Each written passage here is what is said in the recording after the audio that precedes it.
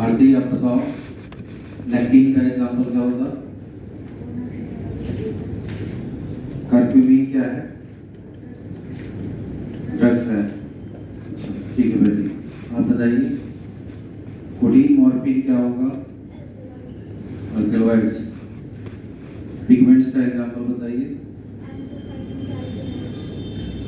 Okay, polymeric substance का example?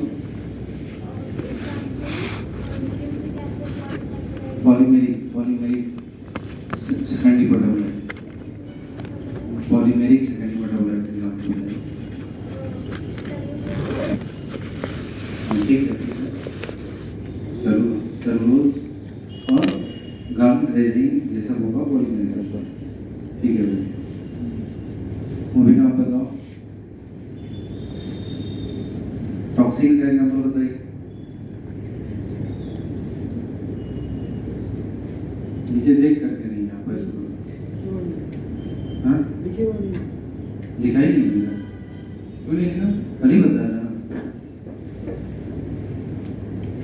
क्या करते क्या हो, क्या कर रहे हो? समीर तुम बताओ, एब्रीन एसिड किसका एग्जाम्पल है?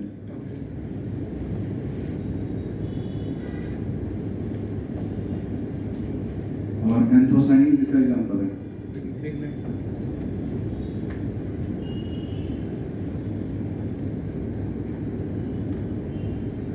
प्राइमरी मेटाबोलाइट्स का एग्जाम्पल बताओ।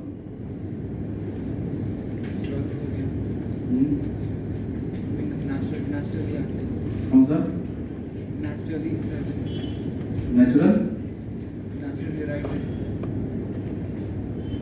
Naturally derived. ठीक है बैठ।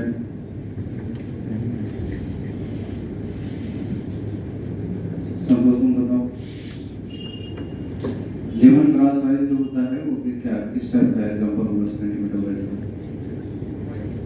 ऑयल का। ठीक है, लेमन ग्रास ऑयल का काम क्या होता है, कुछ पता चला? नहीं।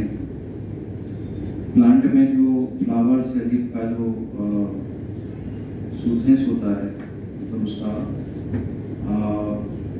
टेक्सचर स्मूथ होता है, उसका कारण क्या है? क्या होगा?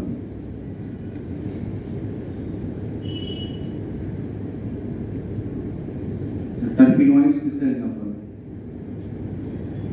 मोनोटर्पिन और ट्राइटर्पिन किसका एग्जांपल है? नहीं पढ़ रहा है इसका मतलब, बैठो।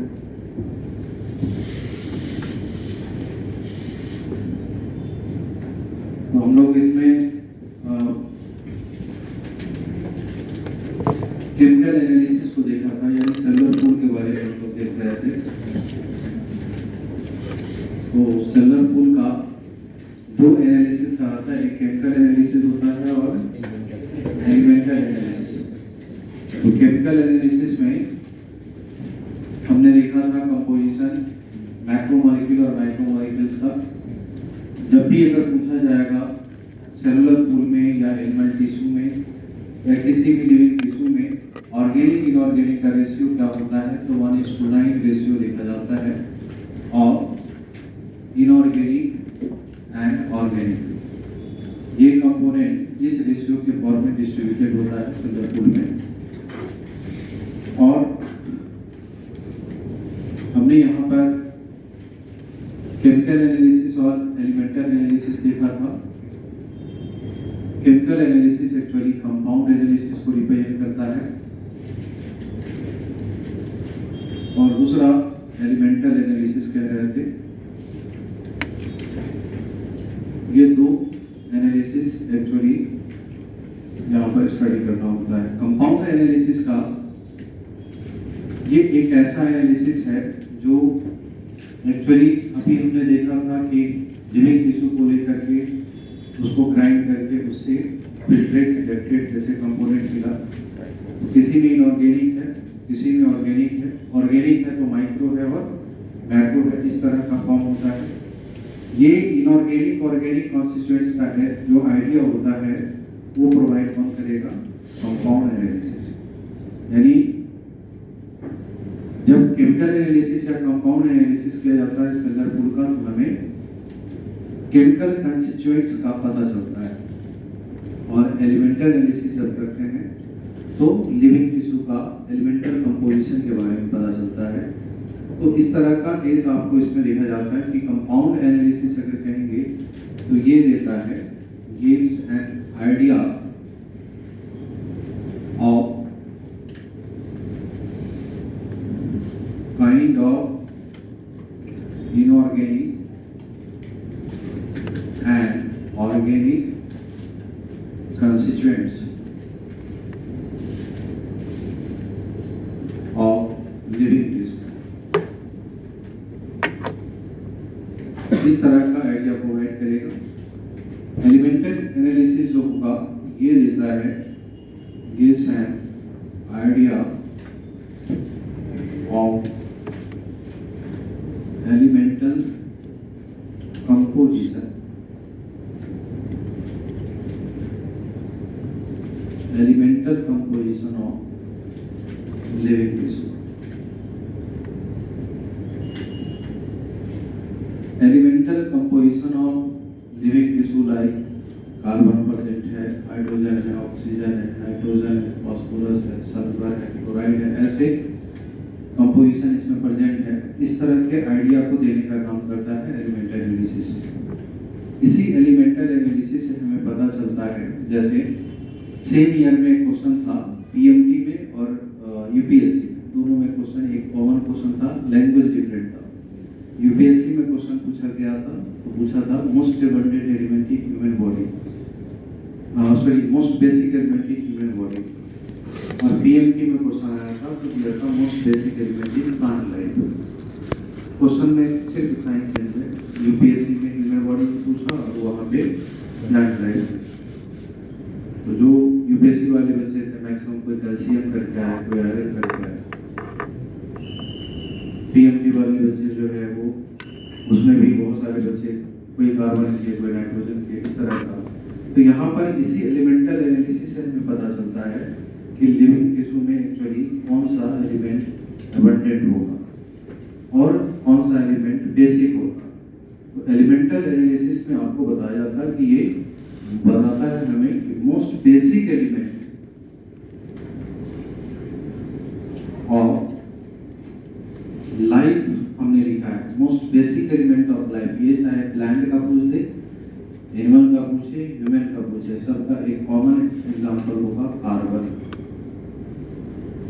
मोस्ट बेसिक एलिमेंट अगर कहा जाएगा तो कार्बन रिप्रेजेंट करते हैं, क्योंकि चाहे वो ह्यूमन के बारे में पूछे, प्लांट के बारे में पूछे, क्योंकि ये फ्रेमवर्क बनाने का काम करता है।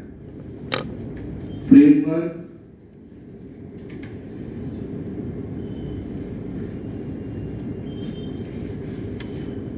बनाने का काम करता है। तो ये जो आपको देखा जाता है उसमें फ्रेमवर्क ऑफ बॉडी क्या हो या ऑर्गेनिक मॉलिक्यूल्स हो।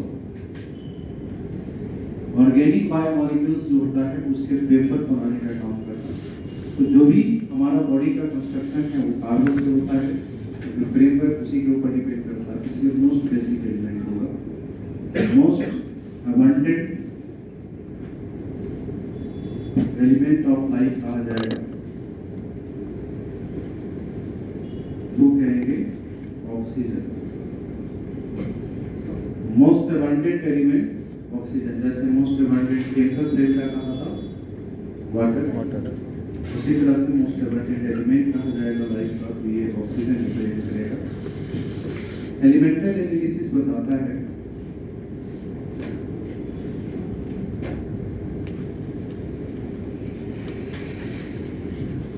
all the elements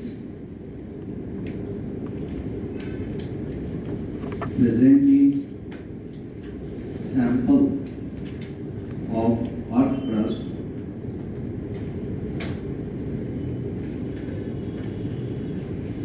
is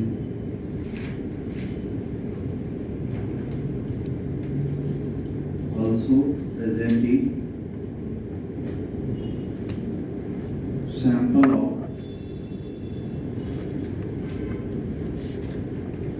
living tissue या लिविंग बॉडी कहेंगे। अंतर यहाँ पर यह होता है but carbon and hydrogen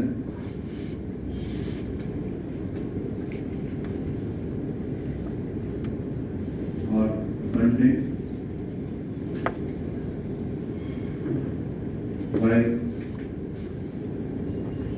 silica is negligible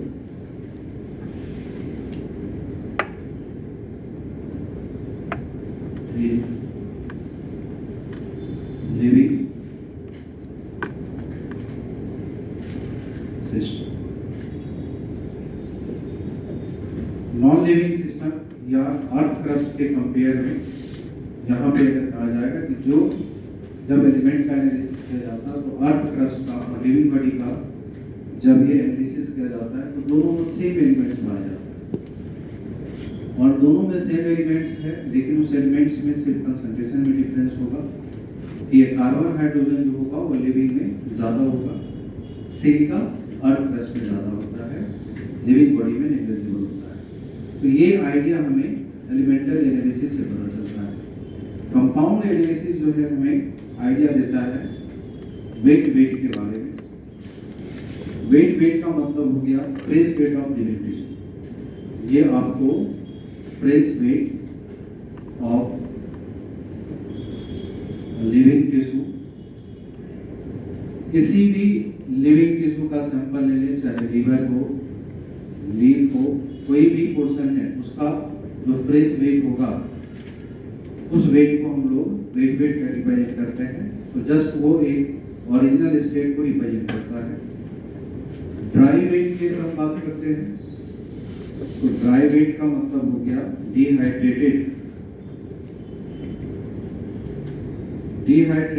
means dry and evaporated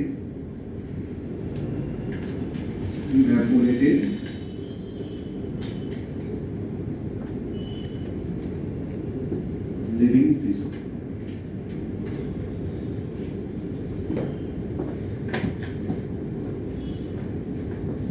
dehydrated mass of tissue. तो टिश्यू का डिहाइड्रेटेड फॉर्म में प्रेजेंट करेगा, मतलब पानी को पूरी तरह से निकाल दिया जाएगा, उसके बाद में बचा हुआ मास होगा, उसको हम लोग ड्राई वेट रिप्रेजेंट करते हैं। ये कंपाउंड एनालिसिस में हमें पता चलता है। एस की बात अगर करते हैं तो एस रिप्रेजेंट करता है क्या टिश्यू, ये रिप्रेजेंट करता है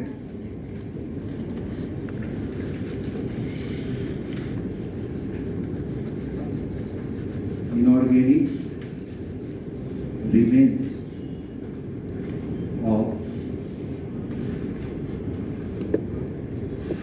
living tissue after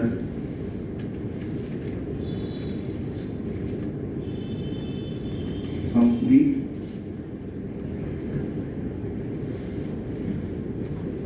burn। Complete burn करने के बाद इस तरह का देखा जाता है। जब कंप्लीट बर्न कर दिया जाता तो कंप्लीट बर्न करने के बाद जो होता है ऑर्गेनिक कंपोनेंट ऑक्सीडाइज कर जाता है, इनऑर्गेनिक कंपोनेंट जो होता है वो लेफ्ट करता है। जब कंप्लीट बर्न करते हैं तो ऐसे कंडीशन में कार्बन कंपाउंड यानी ऑर्गेनिक और ऑक्सीडाइज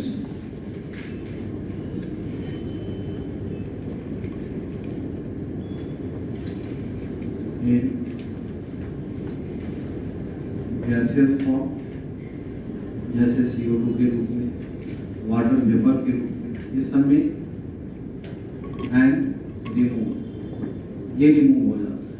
तो कार्बन कंपाउंड मतलब ऑर्गेनिक कंपाउंड रिमूव हो जाता है और जो इनऑर्गेनिक होगा, इनऑर्गेनिक मॉलिक्यूल्स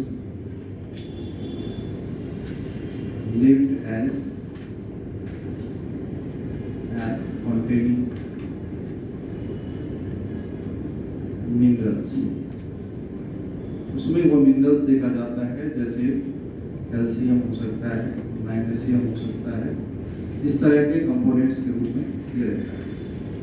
तो यहाँ पर इस तरह से कंपाउंड और एलिमेंटल एनालिसिस करने के बाद ये सब आइडिया हमें मिलता है किसी भी लिविंग टिश्यू का।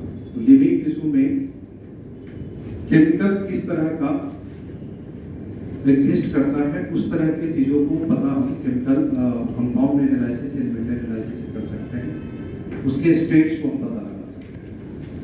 अब यहाँ पे मिनरल्स की हम अगर बात करें, मिनरल्स इस कंपाउंड एनालिसिस के बाद में मिनरल्स का आइडिया आता है। और मिनरल्स की अगर बात कहा जाएगा तो जो एसेंशियल मिनरल है, एसेंशियल मिनरल अगर कहा जाएगा, ये आपको देखा जाता है फॉर प्लांट 16 होगा, फॉर एनिमल 24 to 27 होता है। इस तरह से देखा। लेकिन अगर इसमें मोस्ट एसेंशियल कहा जाएगा, मोस्ट एसेंशियल और 13 मिनरल्स हमारे बॉडी के लिए मोस्ट एसेंशियल होता है। प्लांट के लिए 16 एसेंशियल मिनरल्स, एनिमल के लिए 24 to 27 एसेंशियल मिनरल्स का फॉर्म रिप्रेजेंट करता है। इस मिनरल्स में फ्रेमवर्क एलिमेंट अगर कहा जाएगा, फ्रेमवर्क एलिमेंट ये आपको रिप्रेजेंट करता है carbon, hydrogen and oxygen. Big 4 element, ये एलिमेंट आपको रिप्रेजेंट करता है carbon, hydrogen, oxygen and nitrogen. और प्रोटोप्लाज्मिक एलिमेंट कहा जाएगा,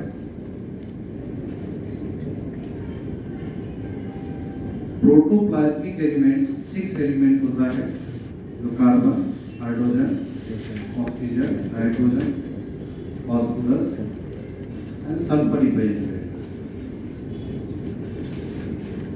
ये सभी प्रोटोप्लाज्मिक एलिमेंट्स के फॉर्म में रिप्रेजेंट करता है। तो इस तरह से मिनरल्स के डिस्ट्रीब्यूशन जो रिप्रेजेंट करेगा वो आपको इस मिनरल्स में, जैसे पूछा जाएगा अगर most abundant anion, most abundant anions क्या है? मोस्ट अबंडेंट एनायन अगर एक्स्ट्रा सेलुलर फ्लूइड का बोला गया तो क्लोराइड आयन है, और इंट्रा सेलुलर फ्लूइड में कहा जाएगा तो ये आपको फॉस्फेट आयन से most abundant anion of extracellular fluid chloride ion, और इंट्रासेलुलर फ्लूइड में phosphatic ion. Similarly most abundant cation कहा जाए, मोस्ट अबंडेंट कैटायंस ये अगर आपको एक्स्ट्रासेलुलर फ्लूइड में कहा गया तो Na+ होगा, और इंट्रासेलुलर फ्लूइड में कहा जाएगा तो Ka+ होगा। ठीक है। वहीं पे अगर हमारे बॉडी में बोला जाएगा तो किसको कहेंगे? कैल्शियम है, जिसे कहते हैं जैक ऑफ ऑल आयंस। यानी विदाउट कैल्शियम हमारे बॉडी का कोई भी मेटाबॉलिक प्रोसेस नॉर्मल नहीं रह सकता, मेंटेन नहीं रह सकता। तो इस तरह से बेसिक मेटाबॉलिज्म को मेंटेन करने के लिए जो मेन एलिमेंट्स होता है वो होता है कैल्शियम।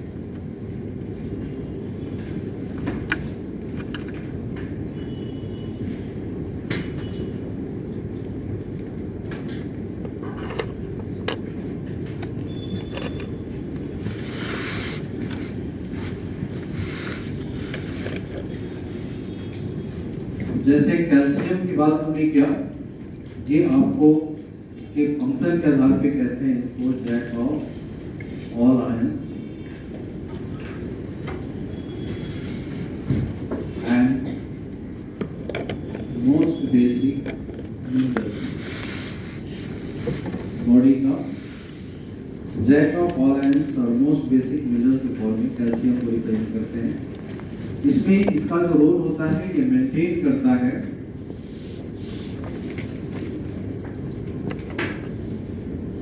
Membrane permeability.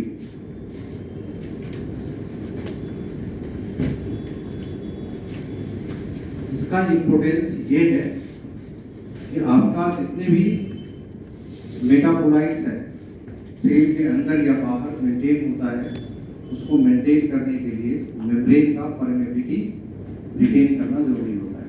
और उस मेम्ब्रेन के परमेबिलिटी को मेंटेन करने का काम कौन करता है? कैल्शियम। आपके जो एंडोक्राइन ग्लैंड है, एंडोक्राइन ग्लैंड के अंदर भी एंडोक्राइन फैक्टर यानी हार्मोन तैयार होता है, लेकिन वो ग्लैंड तब तक बाहर नहीं निकालेगा जब तक कैल्शियम का एक्शन। तो आपको ये कैल्शियम इस तरह का काम करता है कि ग्लैंड से हार्मोन को या उसके प्रोडक्ट को रिलीज कराने में हेल्प करने का काम करेगा। कैल्शियम एक प्रकार से जब सिलिया या फ्लैजेला अपना मूवमेंट देता है तो उसके जो यूनिट होता है वो माइक्रोट्यूब्यूल्स होता है। सारे माइक्रोट्यूब्यूल्स को असेंबल करके उसे बीट करने में हेल्प करने का काम करता है। तो ऐसे इंपॉर्टेंस आपको इसमें देखा जाता है। और इस कैल्शियम की अगर डिफिशिएंसी हो जाए, कैल्शियम की डिफिशिएंसी अगर आपकी बॉडी में हो जाता है तो उस केस में रिकेट्स, ऑस्टियोमैलेशिया और स्पाज्म का कंडीशन आएगा। मस्कुलर स्पाज्म जो होगा ऐसे कंडीशन क्रिएट हो सकता है। तो ये सारे इंपॉर्टेंस होता है कि कैल्शियम जरूरी होता है, सिग्निफिकेंट होता है, सिग्निफिकेंट और exocytosis of endocrine gland. Endocrine gland को रिलीज करने के लिए कैल्शियम की होना जरूरी होता है। इन assemblage of microtubules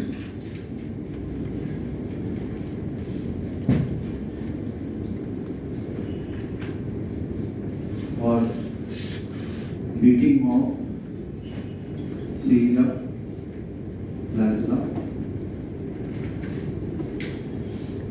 तो माइक्रोट्यूब्यूल्स को असेंबल करने का काम करता है। ये आपको डिफिशिएंसी होने पे दे सकता है रिकेट्स, बच्चे में हो जाएगा रिकेट्स, एडल्ट में होगा ऑस्टियोमैलेशिया और मस्कुलर प्रॉब्लम हो सकता है, स्पाज्म। ऐसे एब्नॉर्मलिटी कैल्शियम का हो सकता है जो कि हमारे बॉडी के लिए इंपॉर्टेंट मिनरल्स का फॉर्म में करता है। इसी तरह से मिनरल्स में मैग्नीशियम है, इसका भी बहुत सारा रोल है, लेकिन 2 पॉइंट इसमें पहले क्वेश्चन पे आया है। तो ये 2 पॉइंट एटलीस्ट इसका याद रखें कि मैग्नीशियम जो होता है वो राइबोसोमल सब यूनिट को असेंबल करने का काम करता है। तो असेंबल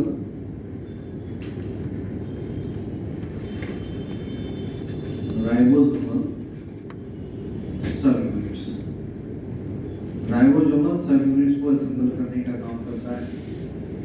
और अगर इसकी डिफिशिएंसी हो जाए, ऑन डिफिशिएंसी, तो ऐसे केस में कन्वल्सन होगा। कई बार देखोगे इंसान जो होता है बड़ा नॉर्मल रहता है, लेकिन उसकी एब्नॉर्मलिटी का पता भी नहीं चलता है। कभी बैठे बैठे कोलैप्स कर जाता है, कई बातचीत करते हुए कोलैप्स कर जाता है, चल रहा होता है अचानक गिर जाता है। तो ऐसे चीज होता है जब डॉक्टर के पास चेक कराने जाता है तो पता चलता है कि वहाँ पर सब कुछ नॉर्मल है, पता ही नहीं चलता कि कुछ प्रॉब्लम है। कोई प्रॉब्लम नहीं है लेकिन फिर भी गिर जा रहा है। तो ऐसा अगर हो रहा है तो इसका मतलब है उसे मिनरल डेंसिटी हमें चेक करना जरूरी होता है।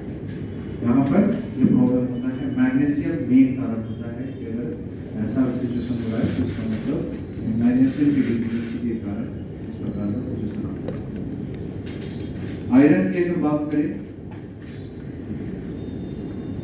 तो आयरन में एक्चुअली ये आपको इम्पोर्टेंट होता है बॉडी के डिफरेंट टाइप्स के प्रोटीन के फॉर्मेशन के लिए, प्रोटीन के एसोसिएशन के लिए और उसके फंक्शनिंग के लिए।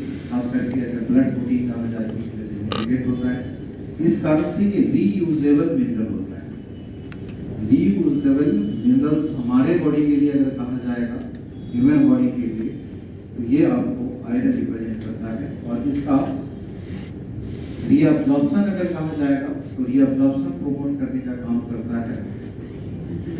Reabsorption is promoted with vitamin C. आप हमेशा दिमाग में रखिए, आयरन की अगर कमी होता है तो आयरन का कैप्सूल लेने की कोशिश मत करिए। मेडिकल प्रैक्टिस में तो इस तरह का सॉल्यूशन दिया जाता है कि इमीडिएट रिकवरी करना है तो ये लेना है, लेकिन आपको आयरन का कैप्सूल लेने का मतलब आपका लीवर डिस्फंक्शन की तरफ जाएगा। लीवर जो होता है, आप हमेशा जानते हैं, आप अपने बॉडी के मास के आधार पर आपका लीवर का काम करता है, लीवर वर्क करता है।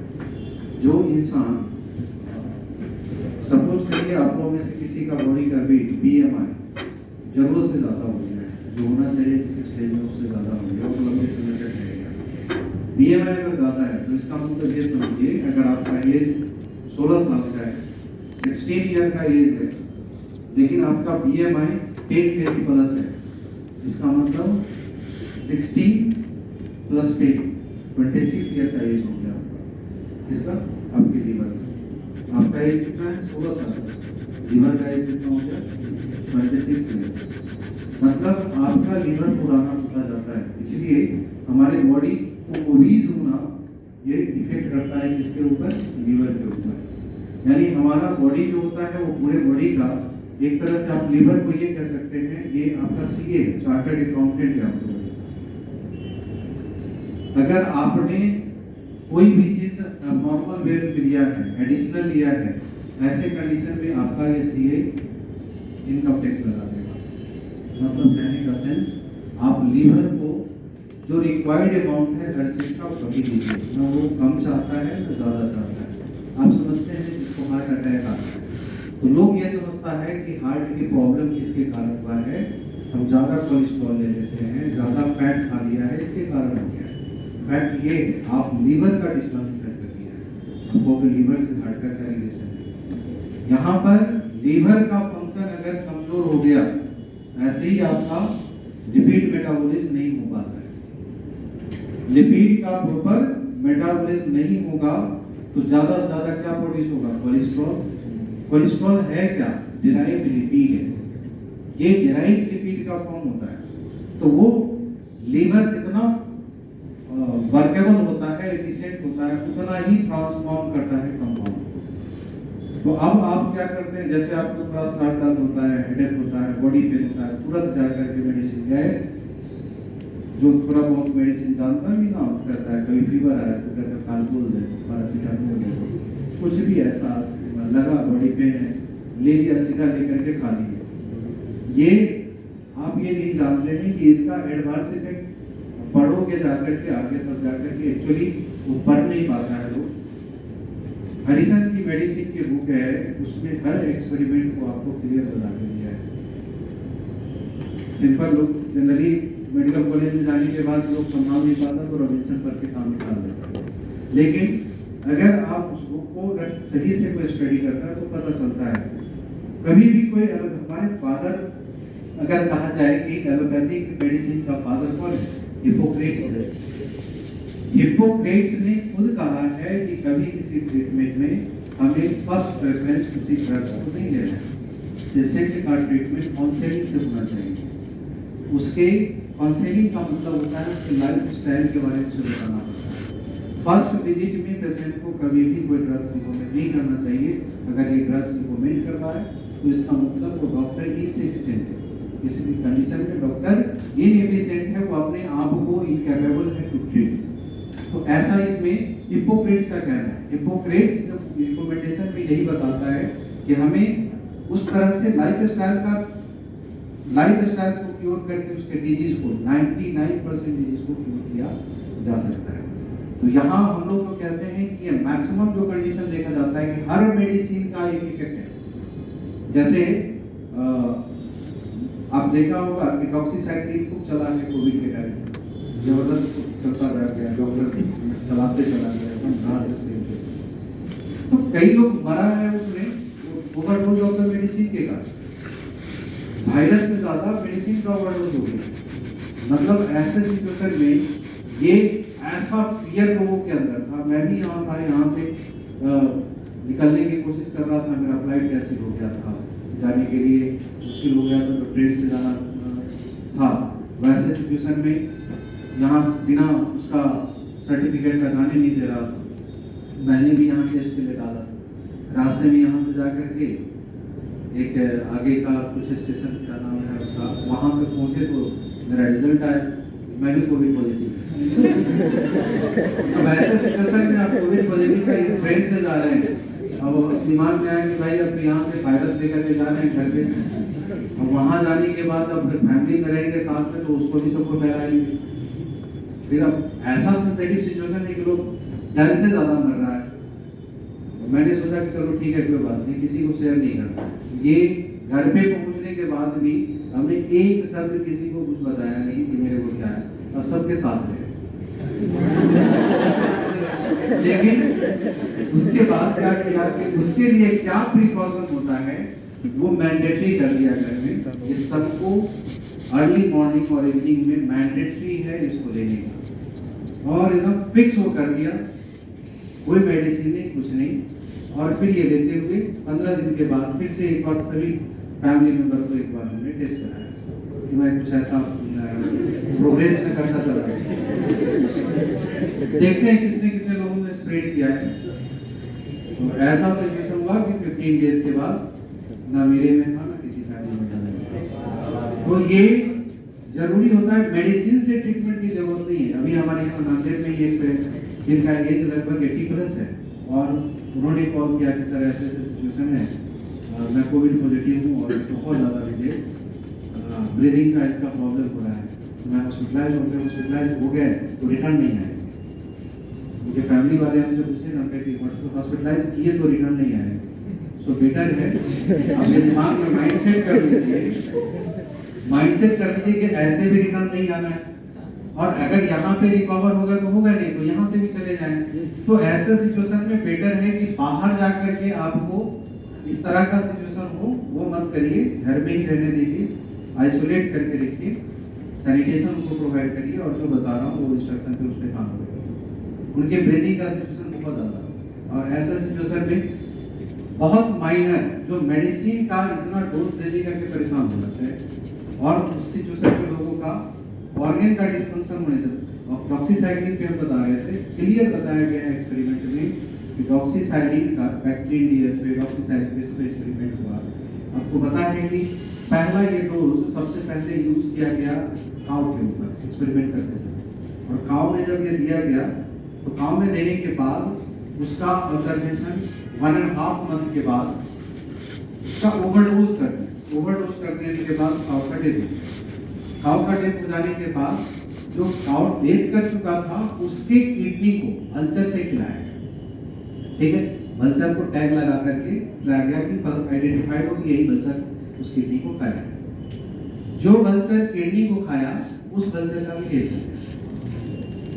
अल्सर को डेथ होने के कारण उसका चेक किया गया तो अल्सर का किडनी में देखा गया कि वही डॉक्सीसाइक्लिन उसके किडनी में पूरा जमा है।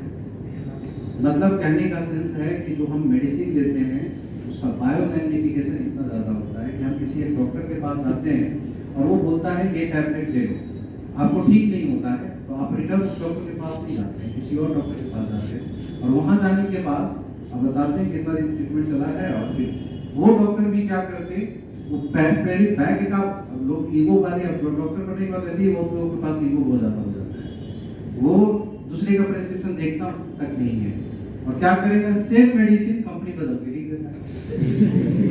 अब ये फिर से चलाओ 15 दिन, फिर उस 15 दिन के बाद आओ, ये ओवरडोज हो जाता है। और ये ओवरडोज होने के कारण हमारे कोई पार्टिकुलर हर केमिकल का अलग ऑर्गन का एक्शन साइट होता है, उस ऑर्गन को डैमेज कर देता है और उस कंडीशन में पेशेंट और सीरियस कंडीशन में चला जाता है। तो यही सिचुएशन होता है इसमें। अब उनका 82 ईयर का एज था और ऐसा सिचुएशन हो गया, वो बता रहे थे कि ऐसा केस है, हमने 3 चीज कहा कि आप करिए, और उसको बड़ा नेचुरल तरीके से दिया, एक टैबलेट दिया, remaining natural medicine, natural way हमने कहा था करने के लिए, पूरे कंप्लीट रिकवर हो गए। और उन्होंने कहा कि हमको पहले भी इतना अच्छा नहीं लग रहा था जितना अभी अच्छा लग रहा है, बॉडी का एफिशिएंसी अच्छा लग रहा है। तो मतलब क्या होता है ना कि ट्रीटमेंट में हम लोग क्या करते हैं, मतलब जो मेडिसिन या कोई भी चीज लेते हैं वो सबका वे इस तरह से होता है कि ओवरडोज हो जाता है। ये आयरन एक ऐसा चीज है कि अगर आयरन का कैप्सूल डॉक्टर बता दिया एनीमिया हो गया, ले लीजिए और आप आयरन को 15 दिन 1 महीने तक खाइए, आपका एनीमिया ठीक हो जाएगा, सब बकवास है। ये कभी भी, एक तो हमारे इसमें कंपाउंड फॉर्म में मिनरल्स लेना होता है, अब ये कंपाउंड फॉर्म में देता है, हर कंपाउंड हमारा बॉडी आसानी से एब्जॉर्ब नहीं करता, उसको यूटिलाइज नहीं करता। आपका जैसे आयरन का लेवल बढ़ता है, आपका फेरिटीन प्रोटीन जो है आपके बॉडी का काम करना बंद कर देता है।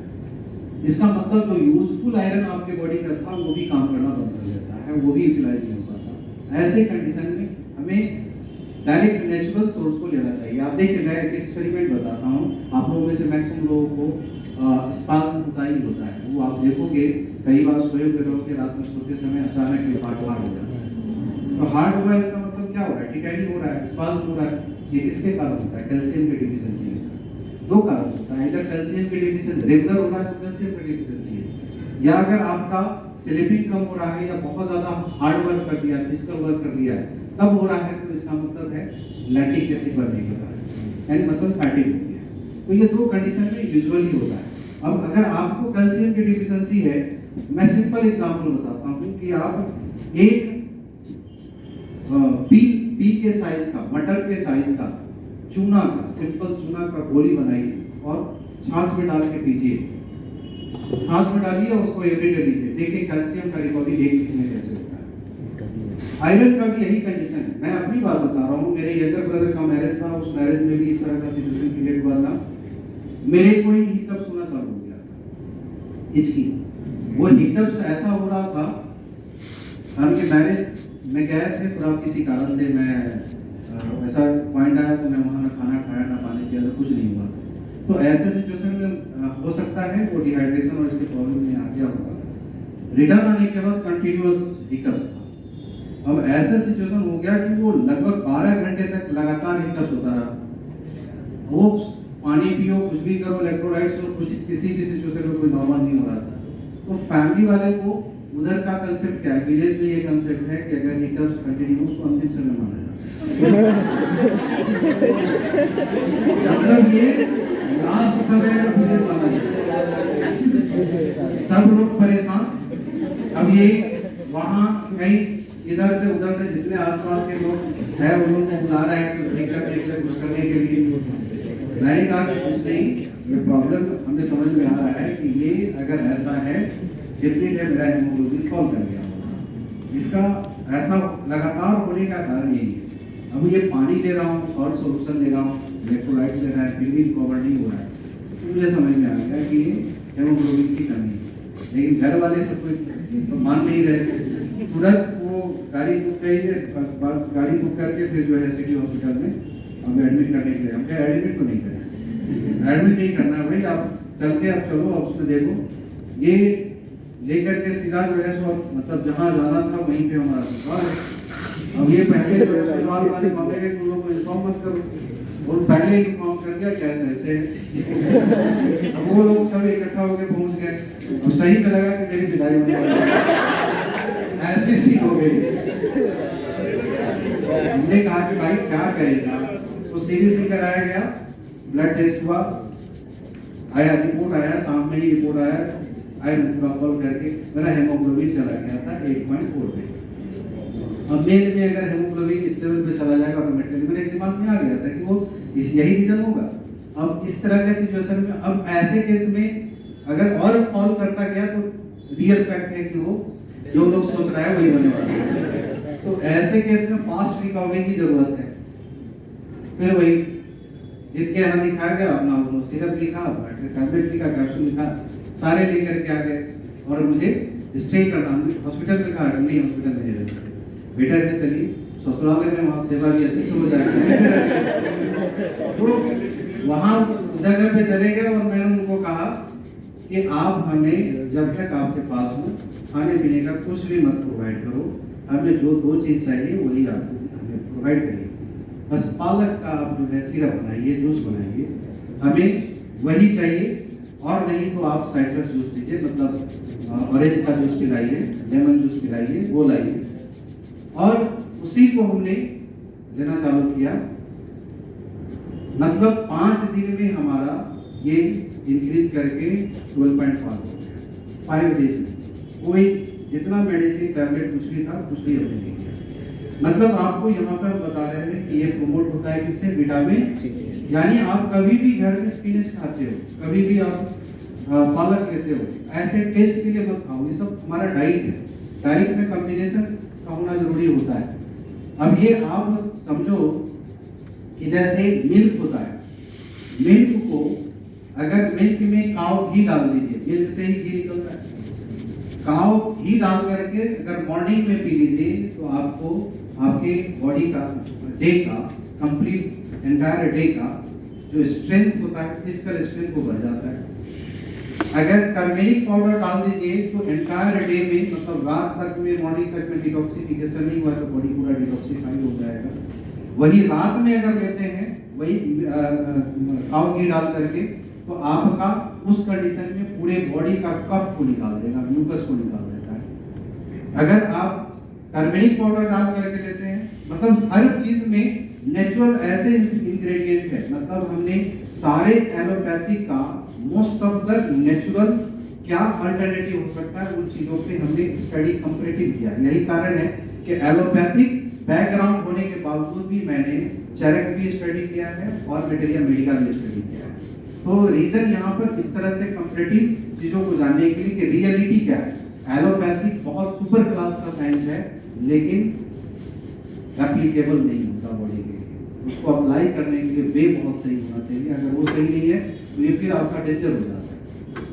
तो इसलिए मैंने कहा आयरन का एब्जॉर्प्शन, यानी अगर आप घर में भी अपना आयरन का लेवल बनाना चाहते हैं तो इसका सोर्स है। कोई भी कैप्सूल टैबलेट लेकर के घर में होता है, हम लोग अपने देखते हैं ना, अपनी मदर को अगर बोल दें या ग्रैंड मदर का भी यही हाल था, अगर कुछ भी नेचुरल बताओ ये पैसा खर्च नहीं करना चाहते, मतलब टैबलेट दे दो तो खुश।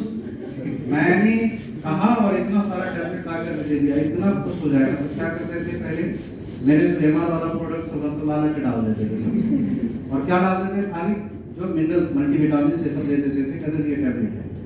हम उसके कारण वसीको इफेक्ट डालना पड़ता था। सिचुएशन ये होता है कि लोगों में इस तरह का माइंड में ये बैठ गया है कि मेडिसिन खाएंगे तो ठीक होगा। ये गलत है। आगे इम्यून सिस्टम पर होगा तो बहुत सारा आइडिया आपको निकल जाएगा कि एक्चुअली हमारा शरीर ही हमारा हीलिंग करता है। कोई जरूरत नहीं होता है बाहर का। वो इमरजेंसी में सिर्फ रिड्यूस करना है। आपका जो जैसे टेंशन होता है और प्रेशर होता है, बस सिचुएशन वही आपके बॉडी में अप्लाई करना है। टेंशन को हटाना है। प्रेशर में रहेगा बॉडी निकल जाएगा, टेंशन को हटाना। टेंशन का सिचुएशन नहीं होना चाहिए। बस वो इंटरवल को ठीक करिए और फिर उसके बाद आप नेचुरल में आ जाइए। रिकवरी बॉडी का बहुत फास्ट होता है। तो यही हमने कहा कि इसमें जो है ये इसके एब्जॉर्प्शन के लिए आपको विटामिन सी को प्रमोट करने का काम करता और ये रीयूजेबल फॉर्म है। अगर इसकी डिफिशिएंसी हो गया तो ऐसे केस में माइक्रोसाइटिक एनीमिया होता है। माइक्रोसाइटिक एनीमिया कौन बताएगा? हमने बताया था माइक्रोसाइटोसिस का। किसके लिए बोले थे? दिखाया इसलिए नहीं था कि ये सब एनसीईआरटी में पढ़ना है नहीं, तो इसलिए हमने नहीं दिखाया था, लेकिन बताया मैक्रोसाइटोसिस, माइक्रोसाइटोसिस। कौन कौन याद रखा है बताइए? अभी रिसेंटली बताया है।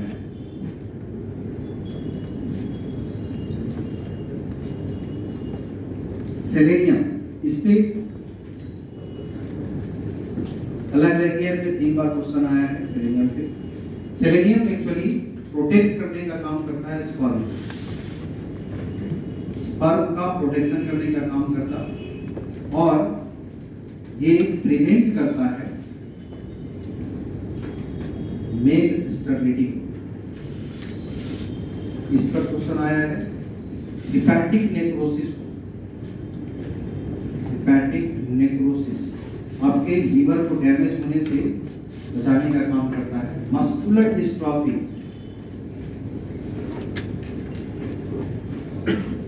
मसल डिस्फंक्शन को रोकने का काम करता है। तो इसलिए ये मिनरल्स हमारे बॉडी के लिए सिग्निफिकेंट होता है, इम्पोर्टेंट है। हम वही चीज़ बता रहे हैं जो पहले आया है मिनरल्स पे क्वेश्चन, उसी सब कुछ मेंशन करते हैं।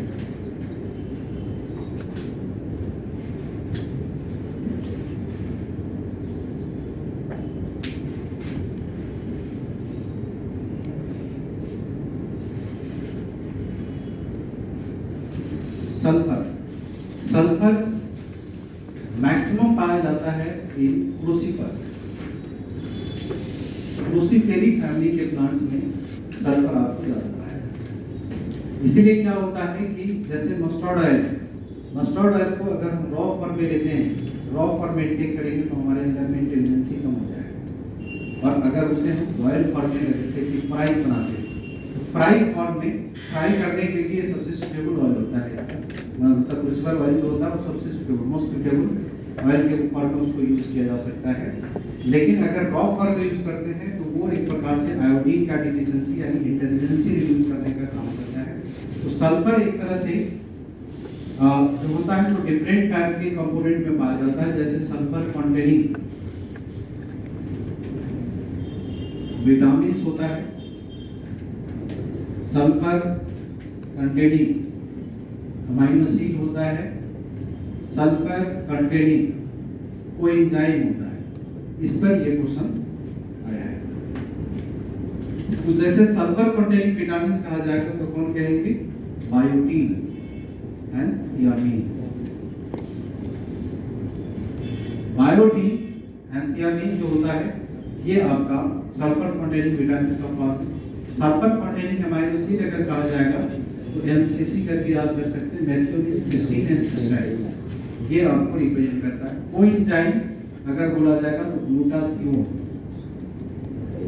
ग्लूटाथियोन इसके लिए ये रिप्रेजेंट करता है। यानी आप सोचोगे इसका इंपॉर्टेंस क्या है। आप देखो आपकी आंख का विजन आपका खराब हो जाता है। कई लोग देखोगे आज भी विलेज में, जैसे हमारे ग्रैंड जनरेशन लोग को देखते थे, समझ में नहीं आता था कैसा क्यों करते हैं कि मस्टर्ड ऑयल लेकर के आंख में ऐसे लगाते थे, कहते ऐसे क्यों करते थे। या क्या करते थे कि वो एक मेटल होता है,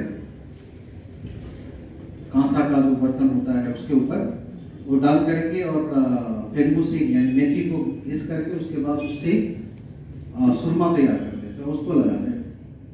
तो उनकी विजन कभी खराब नहीं होती थी। इसका रीजन क्या था? बाद में समझ में आया कि इसका रीजन ये एक्चुअली कोएंजाइम का यूटिलाइजेशन का वे है। ये हमारे बॉडी में ग्लूटाथियोन मतलब आई लेंस जो होता है या हमारे कॉर्निया का जो डक्टिलिटी होता है वो मेंटेन करने का काम करता है ग्लूटाथियोन। तो इस तरह से ये सब आपका इंपॉर्टेंस देखा जाता है। सल्फर जो होता है अगर बहुत ज़्यादा हो जाए ऑन एक्सेस लेवल पे अगर हो जाता है तो उस कंडीशन में ये आपको आयोडीन का डिफिशिएंसी देने का काम करेगा, यानी इंटेलिजेंसी घटाने का काम करता है।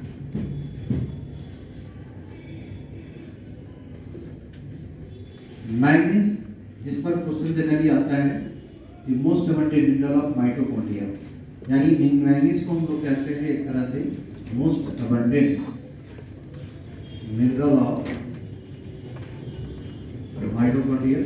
माइटोकॉन्ड्रिया का सबसे अबंडेंट मिनरल जो फॉर्म में इसको माना जाता है, यानी माइटोकॉन्ड्रिया में मैक्सिमम प्रेजेंट होता है। मिनरल्स एक प्रकार से एक्टिवेटर है, एक्टिवेटर और enzyme involving synthesis of glycoprotein and oligosaccharide।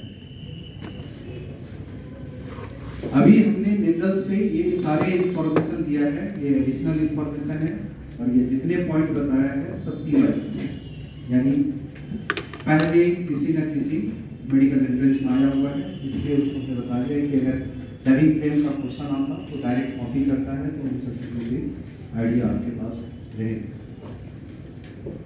एक क्वेश्चन आया है कि मेम्ब्रेन के एक्साइटेबिलिटी को, नर्व के एक्साइटेबिलिटी को, मसल्स के एक्साइटेबिलिटी को रिड्यूस करता है। तो ये है कैल्शियम एंड मैग्नीशियम कॉम्बिनेशन में। कैल्शियम मैग्नीशियम जो होगा ये आपको रिड्यूस करता है excitability of nerve and muscle, यानी नर्व एंड मसल का मेम्ब्रेन को, इसके एक्साइटेबिलिटी को घटाने का काम करता है कैल्शियम। मोस्ट इंपोर्टेंटली अगर आपको बोला जाएगा एक्स्ट्रा सेलुलर इंट्रासेलुलर फ्लूइड के बीच का जो पीएच होता है, उसका पीएच और हाइड्रोजन आयन कंसंट्रेशन को मेंटेन करने का काम कौन करता है, वो एक डिफरेंट फैक्टर है, उस पर इसलिए क्वेश्चन आता है। एक्स्ट्रा सेलुलर फ्लूइड और इंट्रासेलुलर फ्लूइड, इस दोनों में जो हाइड्रोजन आयन कंसंट्रेशन हो और पीएच मेंटेनेंस हो, ये जो देखा जाता है, इसको मेंटेन करने का काम करता है कौन? दो ऑर्गेनिक, इसके ऑर्गेनिक सॉल्ट कहते हैं, ऑर्गेनिक एसिड कहते हैं, ये हम लोग इसको कह सकते हैं सॉल्ट ऑफ, ये देखा जाता है by salt of organic acid या ऑर्गेनिक एसिड बेस बफर। ये कौन है कंपाउंड? ये है monobasic phosphate H2PO4 and dibasic phosphate HPO4। ये आपको मोनो बेसिक फॉस्फेट के नाम से जाना जाता है, यानी मोनोवैलेंट होता है। ये डाइबेसिक फॉस्फेट कहलाता है,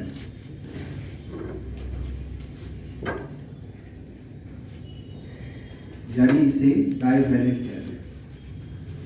तो ये आपका एक्स्ट्रा सेलुलर इंट्रासेलुलर मीडियम का जो नेचर है उसको मेंटेन करके रखने का काम करता है। जस्ट सबको रीड करके रखिए, इसमें बहुत ज़्यादा दिमाग लगाने की जरूरत नहीं है। अगर आप रीड करके रखेंगे, ये सब पहले क्वेश्चन आया हुआ है, जब भी डबिंग फ्रेम का क्वेश्चन आता है, कॉपी करता है, डायरेक्ट आप इस पॉइंट को दिमाग में रहेगा तो उसको सॉल्व कर सकते हैं। तो ये था एलिमेंटल एनालिसिस से रिलेटेड, यानी सेलुलर पूल का ये पोर्शन बायोमॉलिक्यूल्स का ये हुआ। नेक्स्ट बायोमॉलिक्यूल्स में हम लोग पहला टॉपिक है कार्बोहाइड्रेट।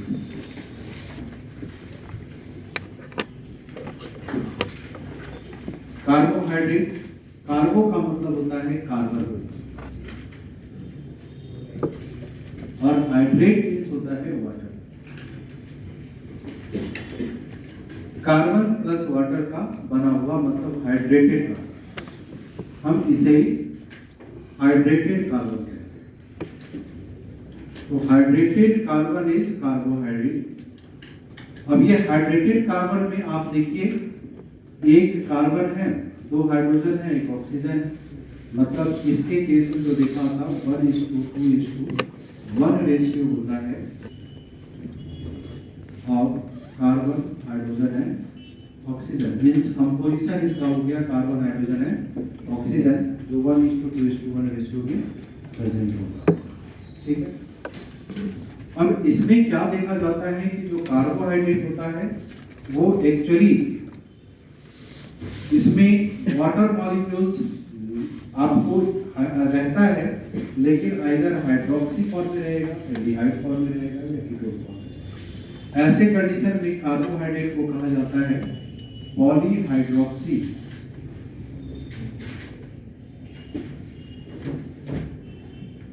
पॉलीहाइड्रोक्सी एल्डिहाइड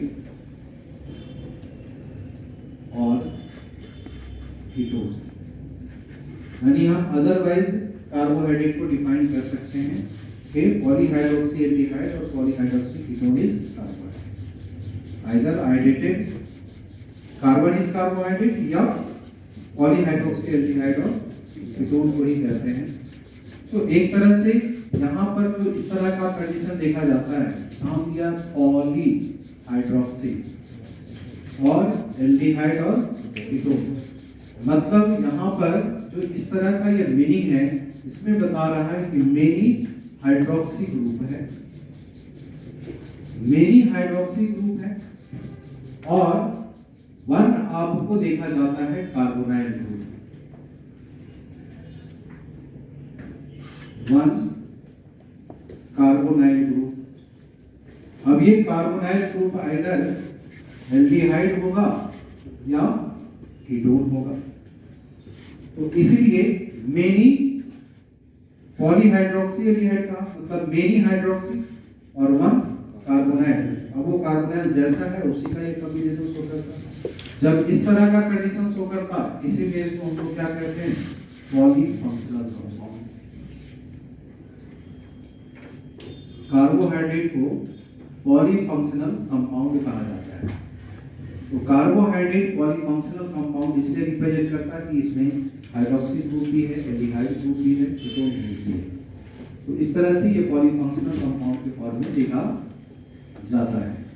ठीक है, और ये पॉलीफंक्शनल कंपाउंड है जिसका जनरल फॉर्मूला अगर कहेंगे तो ये आपको रिप्रेजेंट करता है CnH2O का ओलेन। CnH2O का ओलेन रिप्रेजेंट करता, मतलब यहाँ पर कार्बन और वाटर मॉलिक्यूल का नंबर सेम या डिफरेंट हो सकता है। यहाँ पर इस तरह का ये कंडीशन देखा जाता है कि अगर ये सेम हो गया, सेम रहा तो उसे कहते हैं सिंपल कार्बोहाइड्रेट, और अगर डिफरेंट रहा तो डिफरेंट कहें, डिसिमिलर है, तो ऐसे केस में कंपाउंड कार्बोहाइड्रेट कहलाए। तो सिंपल और कंपाउंड कार्बोहाइड्रेट को इस जनरल फॉर्मूला से हम डिफाइन कर सकते हैं, डिफरेंशिएट कर सकते हैं। जैसे सिंपल कार्बोहाइड्रेट की अगर बात करें तो C6H12O6 है, मींस C6H2O का होल 6 हुआ। ये आपको रिप्रेजेंट करता है इस तरह से। तो कार्बन 6, वाटर मॉलिक्यूल 6, ये आपको ग्लूकोज को रिप्रेजेंट कर रहा है। ये यहाँ पर इस तरह से ग्लूकोज को रिप्रेजेंट कर रहा है, और ग्लूकोज क्या है, मोनोमर है, तो ये सिंपल कार्बोहाइड्रेट को शो करता है। सिमिलरली C5H10 O5 की अगर हम बात करें तो C5H2O का होल 5 हो गया, मतलब N यहाँ पर से ये आपको रिप्रेजेंट करता है राइबोज। तो ये राइबोज जो हो गया वो सिंपल कार्बोहाइड्रेट रिप्रेजेंट करेगा। डेराइव के बाद मतलब कंपाउंड कार्बोहाइड्रेट की अगर बात करें तो कंपाउंड कार्बोहाइड्रेट में जैसे देखा जाता है कि C12H22 वो 11 है, मींस हो गया C12H2O का होल 11। यहाँ पर क्या है, ये 12-11 हो गया, कार्बन 12 है, वाटर मॉलिक्यूल 11 है, दोनों से। अब यहाँ पर ये डिफरेंट हो रहा है, और डिफरेंट होने का कारण है कि ये रिप्रेजेंट कर रहा है किसी को, सुक्रोज को। सुक्रोज मतलब डाइसैकेराइड, यानी कंपाउंड फॉर्म को रिप्रेजेंट करता है। तो जो भी कंपाउंड होगा वहां पर ये डिविएट करेगा वाटर मॉलिक्यूल से। तो कार्बन एंड वाटर मॉलिक्यूल जो होगा वो डिफर करेगा। तो इस तरह से मतलब ये जो भी प्रॉपर्टी है रिलेटेड, सब मीनिंग से पता चलता है इसका क्या है। और कार्बोहाइड्रेट में जो एक कैरेक्टर यहाँ पर देखा जाता है कि इसके केस में आपको 2:1, अभी आपने देखा है 1:2:1 है कार्बोहाइड्रेट, 2:1 रेशियो होता है ऑफ हाइड्रोजन एंड ऑक्सीजन। ये कार्बोहाइड्रेट का एक फीचर रिप्रेजेंट करता है कि इस तरह का ये रेशियो इसका देखा था 2:1 रेशियो। ये रेशियो सेम भी हो सकता है और डिफरेंट भी हो सकता है। अगर ये 2:1 रेशियो हाइड्रोजन ऑक्सीजन का कार्बोहाइड्रेट में मेंटेन रहा तो मेंटेन रहने का मतलब इसे कहते हैं ओरिजिनल शुगर। ये आपको ओरिजिनल शुगर को रिप्रेजेंट करेगा। और अगर मेंटेन नहीं हुआ तो इसको कहते हैं डेराइव्ड शुगर। ये आपको डेराइव्ड शुगर को रिप्रेजेंट करता है। जैसे मान लो कि अगर ये राइबोज है, ये ओरिजिनल शुगर को रिप्रेजेंट करता है। राइबोज में अगर आप देखिए वही कंडीशन है, 2 और 1 का रेशियो रिप्रेजेंट करेगा 2:1। तो ये क्लियर यहाँ पर देखा आता है। अब ये एक ऑक्सीजन निकल जाता है तो डीऑक्सी राइबोज बन जाता है। तो डीऑक्सी राइबोज आरएनए में होता, डीऑक्सी राइबोज डीएनए में होता। ये क्या हो गया? Derived sugar. Deoxy ribose derived sugar के फॉर्म को रिप्रेजेंट करेगा। उसी तरह से आपका ग्लिसरोज होता है। ग्लिसरोज बोलने का मतलब ग्लिसरॉल है। ये ग्लिसरोज है। ग्लिसरोज में रेशियो मेंटेन होगा, मतलब ग्लिसरोज का कंडीशन होगा C3H6O3 रिप्रेजेंट करेगा। लेकिन इसमें क्या होता है कि एक कार्बोक्सिलिक ग्रुप इसको यहाँ पर अटैच होने के बाद एक वाटर मॉलिक्यूल को निकाल देता है, वो डिफरेंस आ जाता है, तो ये बन जाता है एस्कॉर्बिक एसिड। एस्कॉर्बिक एसिड नाम सुना हुआ है? इसको क्या कहते हैं? विटामिन सी केमिकली क्या है? डिराइव्ड शुगर है। ठीक है, तो इस तरह से आपको डिराइव्ड शुगर का कंडीशन शो करता है। सिमिलरली ग्लूकोज में अगर कार्बोक्सिलिक ग्रुप लग गया, तो ग्लूकोज में कार्बोक्सिलिक ग्रुप लगने के बाद, ग्लूकोज क्या है? ओरिजिनल शुगर है। कार्बोक्सिलिक ग्रुप लगने के बाद ग्लूकोनिक एसिड बन जाता है। ग्लूकोज में कार्बोक्सिलिक ग्रुप लग गया तो ग्लूकोज क्या है? ओरिजिनल शुगर है। ग्लूकोनिक एसिड जो होगा वो आपको डिराइव्ड शुगर का फॉर्म रिप्रेजेंट करेगा। उसी तरह से ग्लूकोज में अगर एमाइन ग्रुप लग गया तो वो ग्लूकोज ओरिजिनल शुगर के फॉर्म में रहेगा, लेकिन एमाइन लगने के बाद ग्लूकोज एमाइन बन जाता है। ग्लूकोज में अगर एमाइन लग गया तो ग्लैक्टोज एमाइन बन जाता है, डिराइव्ड शुगर रिप्रेजेंट करेगा। इस तरह से होता है। जाइलोज है। जाइलोज जो होता है वो आपको एक प्रकार से जाइलोज का कंडीशन जो रिप्रेजेंट करता, उसमें आपको देखा जाता है कि अगर अल्कोहलिक ग्रुप एडिशनल होना चाहिए, जितना अल्कोहल उसे एक और एडिशनल अल्कोहल लग जाता, तो जाइलोज जाइलिटॉल में कन्वर्ट कर जाता है।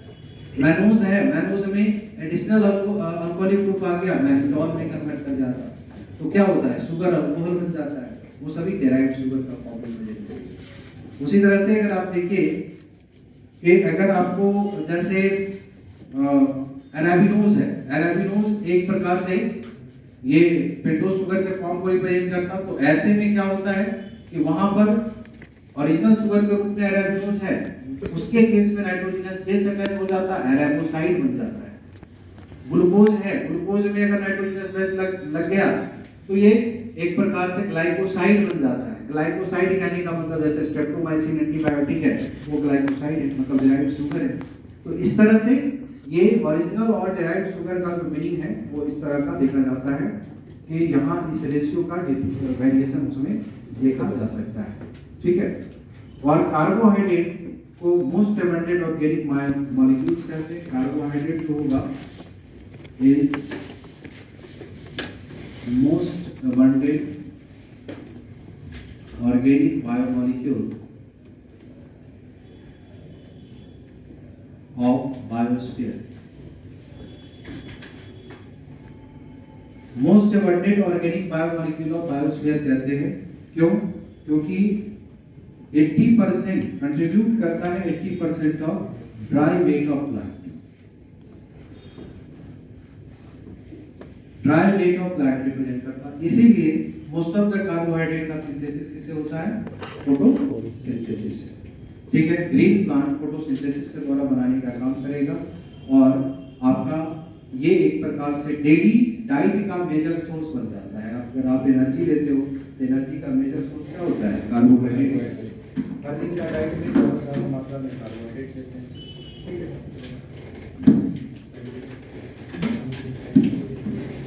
तो बहुत कुछ पढ़ने का लेकिन एनसीईआरटी में दिया है।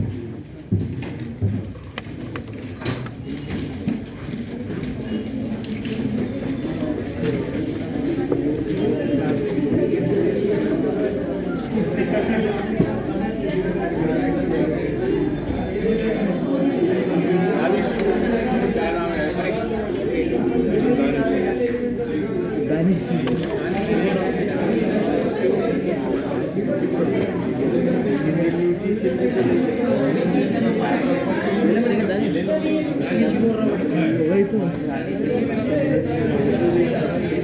उसका दोस्त नहीं था, उसको याद करो।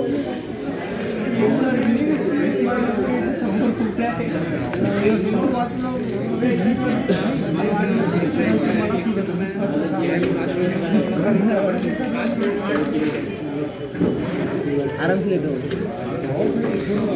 और नॉलेज भी करो। जब आप ये है कि खबर है बॉडी नहीं देखी उसके बाद लैंडिंग नामा